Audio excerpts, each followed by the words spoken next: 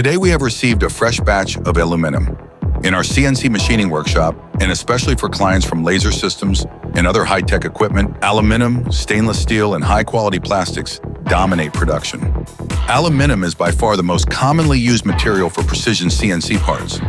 It's lightweight, strong enough for most applications, and easy to machine at high speeds.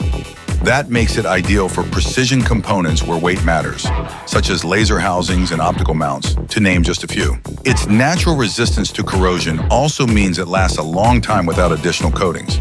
But if the metal material isn't prepared correctly, even the most advanced CNC machine can't deliver perfect results. Various irregularities can affect final part accuracy.